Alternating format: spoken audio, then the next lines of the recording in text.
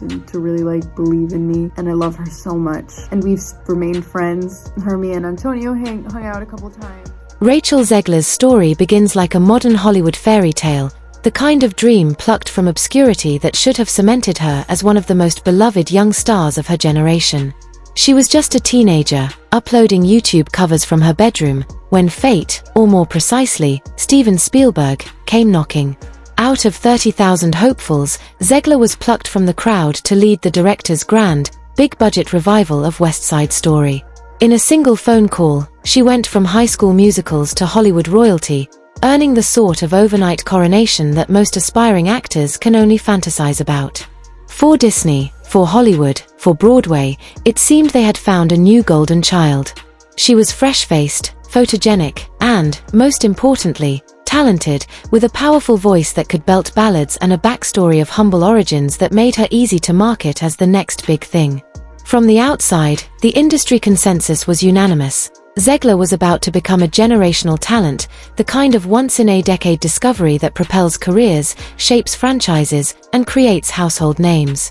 With Spielberg's blessing and Disney's backing, she was supposed to be unstoppable, a young starlet carrying the torch into Hollywood's uncertain future. The trouble with meteoric rises is that they almost always come with gravity, and Rachel Zegler's descent began sooner than anyone expected. Spielberg's West Side Story was supposed to be her coronation, the moment when the world would meet a dazzling new face of Hollywood. On paper, everything lined up for success. The greatest living director at the helm, lavish studio backing, rave reviews from critics, and an ingenue plucked from obscurity with a voice that could command Broadway stages. But Hollywood magic depends on one factor that no amount of hype can manufacture: audience interest, and that's where the dream started to crumble. Despite glowing reviews, West Side Story limped at the box office, earning barely enough to justify its massive production budget. Theaters were half empty, and younger audiences, the very people Zegler was supposed to captivate, didn't show up at all. The movie wasn't a disaster in the traditional sense, it was worse than that. It was irrelevant. And in the brutal calculus of Hollywood, irrelevance can kill a career before it even starts. At first, Zegler seemed insulated by industry goodwill. She collected glowing profiles, was touted as Spielberg's personal discovery, and received a Golden Globe for Best Actress, an award that should have been her victory lap. Instead, it only highlighted the growing gap between how Hollywood insiders saw her and how audiences perceived her. The Golden Globes themselves were mired in scandal, boycotted for corruption and lack of diversity, and Zegler's win felt less like a crowning achievement and more like a poisoned chalice. For viewers at home, what few were paying attention, it reinforced the sense that Zegler was being handed prizes she hadn't truly earned. This wasn't an underdog clawing her way up the ladder, this was a teenager being fast-tracked into stardom by an industry desperate to manufacture a new leading lady. And then came the press tour, the first real taste audiences got of Rachel Zegler unfiltered. What should have been an opportunity to charm the public quickly devolved into a string of tone-deaf comments and self-sabotaging quips. Asked about the original West Side Story, she admitted she had never seen it, an attempt at being relatable that instead made her look dismissive of a classic that meant the world to many fans. When discussing her role, her answers carried an edge that critics interpreted as arrogance, as though she were embarrassed by the material or above the project entirely. Even her humor came across brittle, more like barbs than banter. Instead of projecting humility and gratitude, the qualities audiences instinctively want from a young star being given the opportunity of a lifetime, she seemed jaded, self-important, and oddly combative. For Hollywood insiders, this wasn't a death knell. Young actors stumble through awkward interviews all the time. But for the public, whose first impression of Zegler was through this rollout, the damage was lasting. People didn't see the wide-eyed Cinderella plucked from obscurity. They saw someone who looked like she believed her own hype, someone who seemed to take for granted the opportunities she had been handed. It created a narrative, one that her detractors would later amplify, that Rachel Zegler wasn't grateful, wasn't likable, and wasn't ready for the pedestal Hollywood had built beneath her feet. By the time West Side Story left theaters, her talent was undeniable, but the conversation had shifted. No one was talking about her singing voice or Spielberg's faith in her. They were talking about her attitude, her interviews, and the sinking feeling that Hollywood might have miscalculated.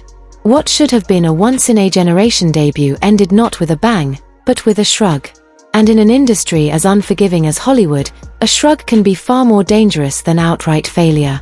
If West Side Story exposed cracks in Rachel Zegler's carefully constructed stardom, Snow White blew the whole facade wide open.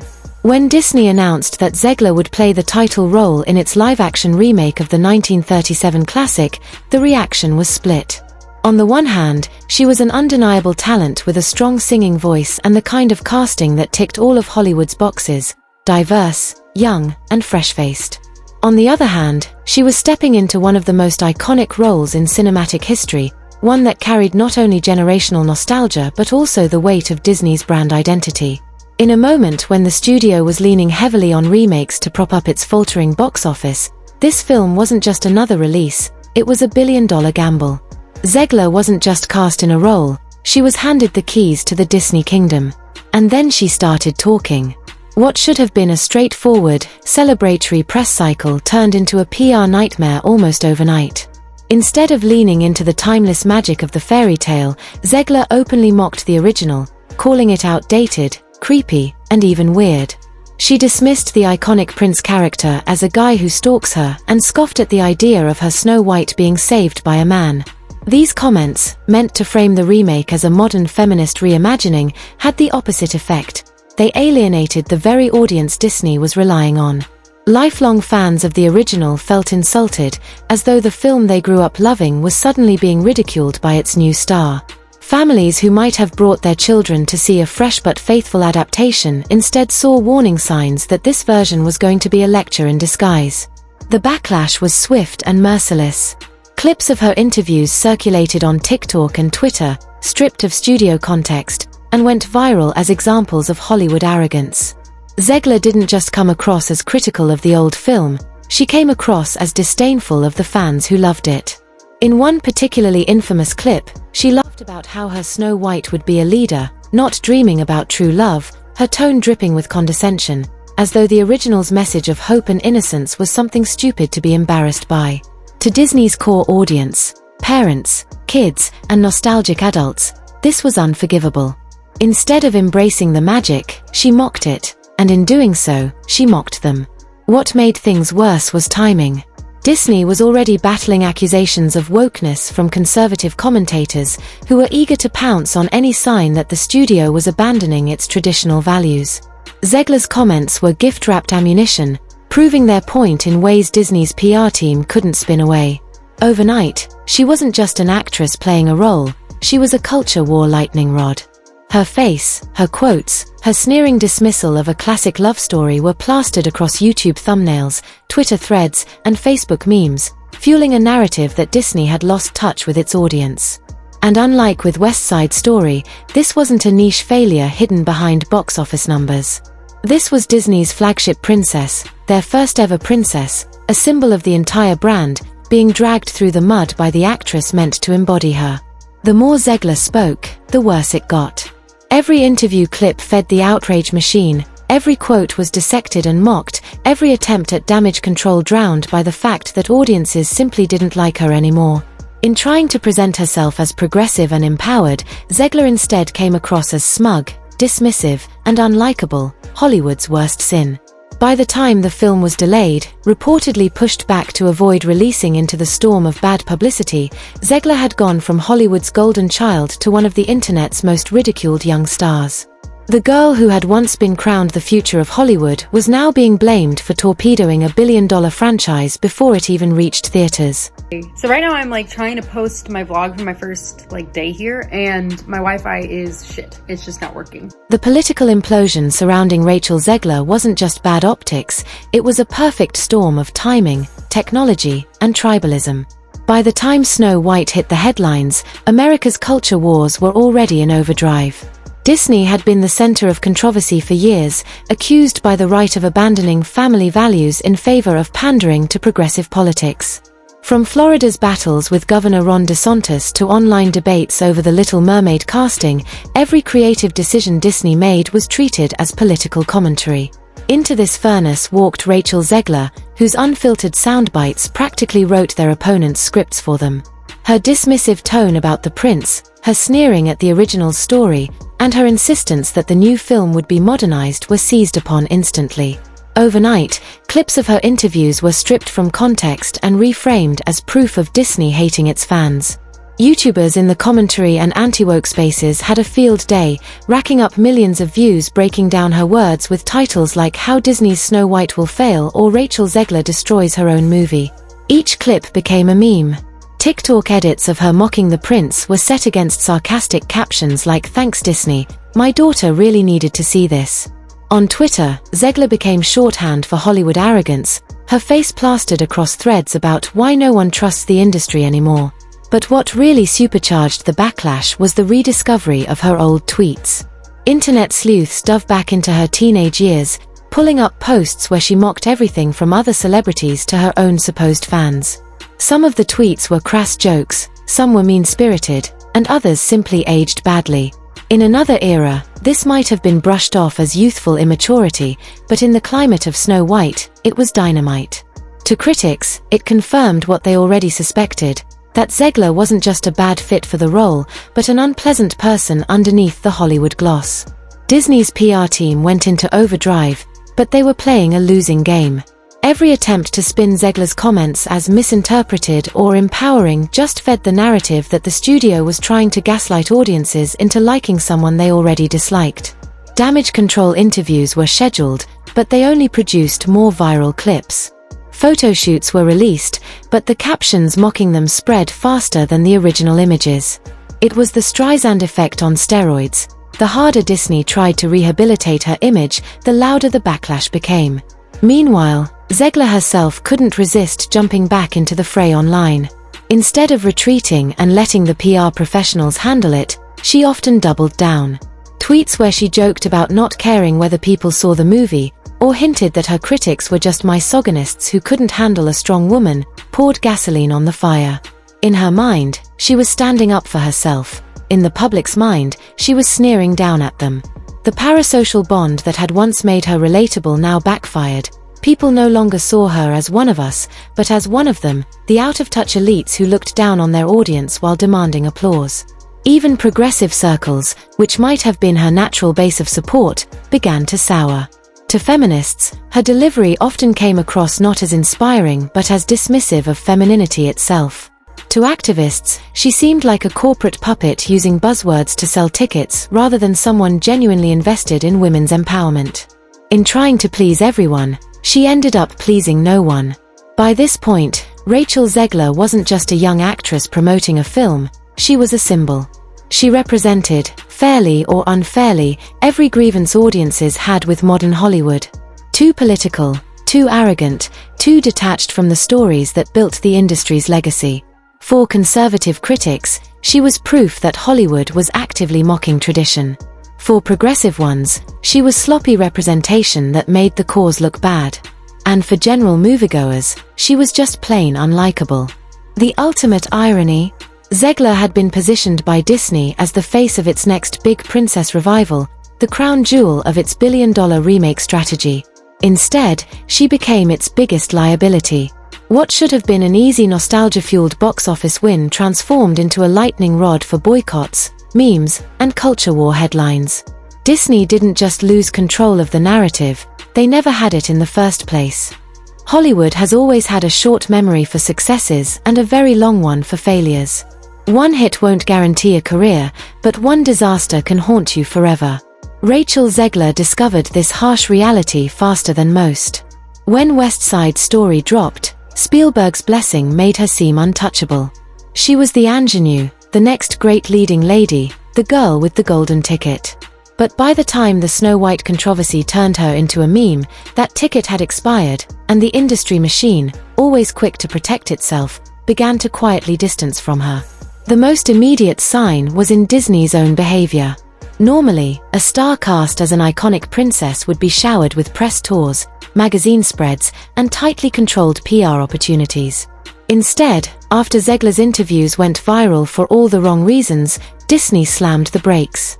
Suddenly, her promotional appearances were cut back. Rumors swirled of studio executives furious that their multi-million-dollar gamble had been derailed by a string of offhand remarks.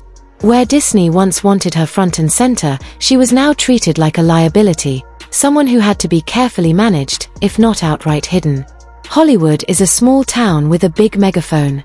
Studio heads talk, casting directors gossip, agents whisper. If one star gets labeled difficult or toxic, that perception spreads like wildfire, regardless of whether it's fair. Zegler's reputation took a nosedive. It wasn't just the political blowback, it was the way she handled it. Instead of showing poise or grace under pressure, she fueled the fire with defensive outbursts. For executives spending hundreds of millions on projects, that was a red flag. The last thing they want is to hand their tentpole to someone who might torpedo it with a single careless interview. Even her allies in the industry began to retreat. A-listers who had once praised her fell silent. Directors who might have considered her for roles thought twice. And it wasn't just because of politics, it was because she had become a distraction. Studios don't cast lightning rods unless they can guarantee box office draw, and Zegler hadn't proven she could carry a franchise. West Side Story had underperformed financially, Shazam 2 bombed, and Snow White was shaping up to be a nightmare. She was developing a resume not of the next big star, but of the common thread in flops. That reputation is deadly in Hollywood. Stars are supposed to bring value to a project, not drag it down. With every backlash cycle, Zegler's value sank lower. Insiders began asking, is she worth the trouble? Is her name going to sell tickets? Or is it going to tank our opening weekend? More and more, the answer leaned toward the latter. The irony is that Hollywood loves a difficult star if that star is a guaranteed moneymaker. Plenty of actors with big egos or messy public images still thrive because they deliver at the box office.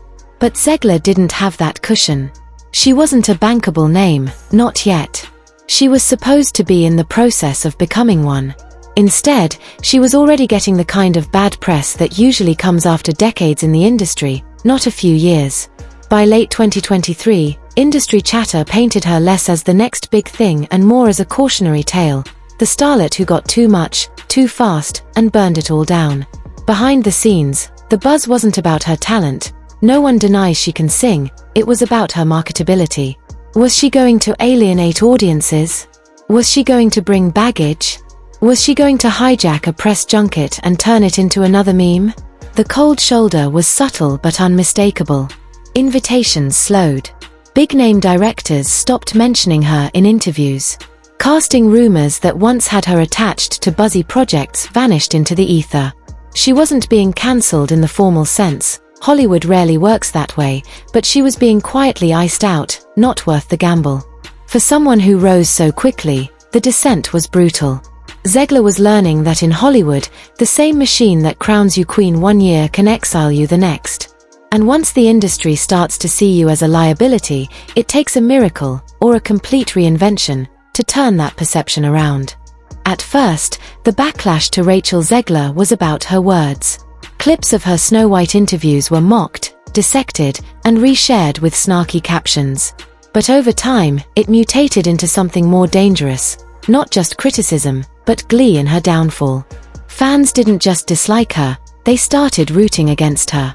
This shift is one of the strangest dynamics of internet fame. When the tide turns, people don't just walk away from you quietly. They turn you into a villain in their personal story. And in Zegler's case, the internet decided she was the perfect antagonist.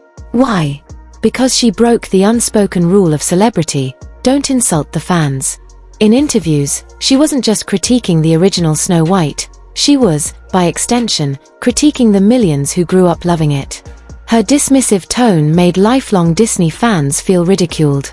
To them, she wasn't just updating a fairy tale, she was mocking their childhood. And nothing enrages fandoms more than the feeling of being sneered at by the person cashing in on their nostalgia. That resentment metastasized online. On TikTok, sarcastic edits of Zegler laughing at the prince were paired with captions like, "Imagine hating your own movie while cashing the check." On YouTube, creators made hour-long breakdowns of her arrogance, framing her as an ungrateful diva who didn't deserve her platform. On Twitter X, Every new photo or quote of hers was ratioed into oblivion. Then came the bandwagon effect. People who had never cared about Snow White, never watched West Side Story, never even followed Zegler's career, started piling on simply because mocking her had become the internet's new sport. She became the butt of the joke, shorthand for entitled Hollywood starlet.